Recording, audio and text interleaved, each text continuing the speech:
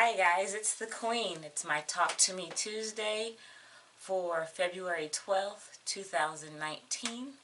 I thought I was going to have an MZ clutch to show you that I had made from upcycling another jumper, but last week my brother SQ9000 locked up on me, so I switched over to my red eye, my 1911 red eye Singer, and Saturday afternoon the belt broke on the motor, so I wasn't able to go out to the sewing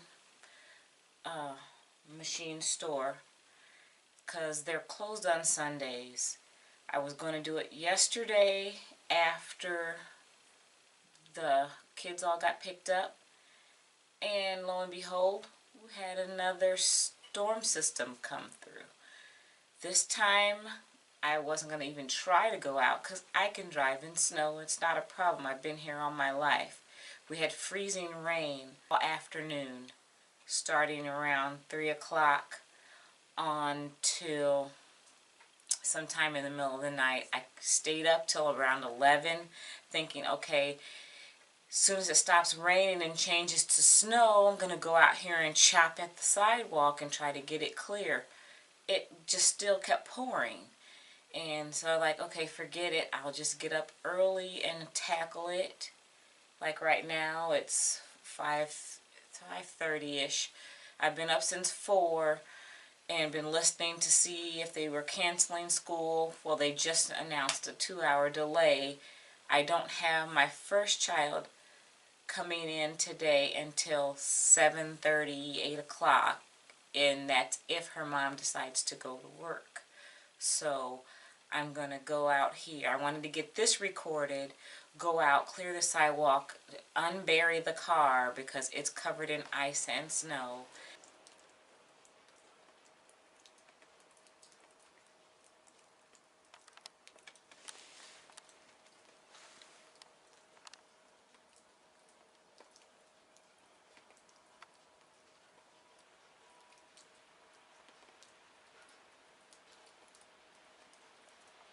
Because I have to go to the dentist today during lunchtime.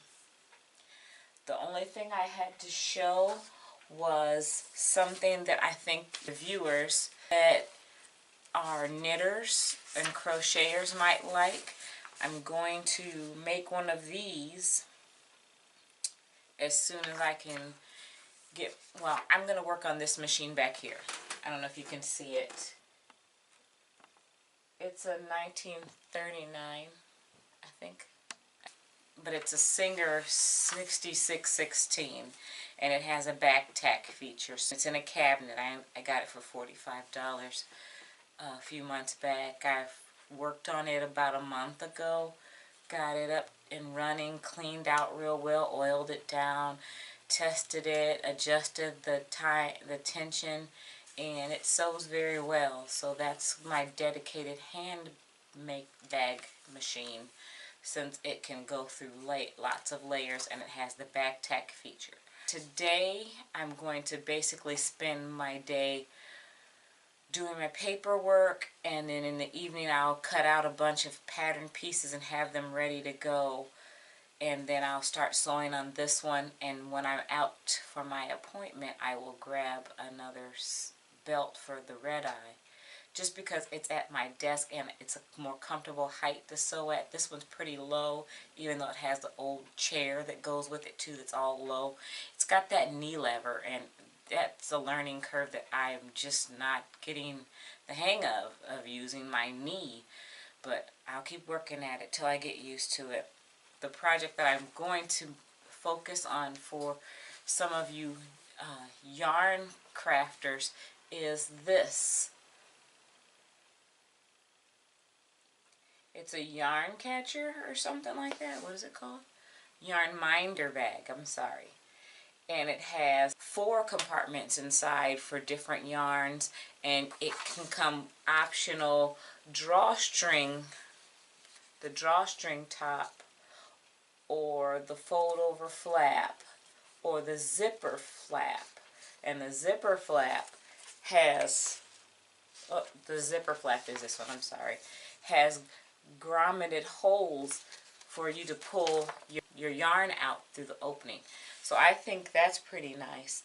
I don't crochet and knit much because usually when I sit down to do something like that, I get extremely sleepy because it's not moving enough for me. So I try not to do it. If I do any knitting, or it's on the circle looms because I'm constantly moving and I can stay focused and awake. I'm working on a wallet. I've got the pieces laid here, and it's a very simple wallet. Here go the credit card pockets. I just need to decide what lining I'm going to put in it. It's that same fabric of the hobo bag. I want to, like I said, get all my pieces of, I've got a Cumberland backpack to make for Jackson. I got an order for a Cumberland backpack from my cousin in Missouri, and I need to contact her to see if she wanted the small or the large because she didn't specify. She just told me what fabric. I finished getting this MZ clutch done and get it out to Detroit. I have 2 other local orders for tutor bags. I've got things to do, but it seems like the more I try, the more I get behind. But hey, such is life. I'm wearing red because it is National CHD Awareness Week. And y'all know, unless you're new to watching me today, that my grandson has a congenital heart defect. He has Epstein's anomaly. He will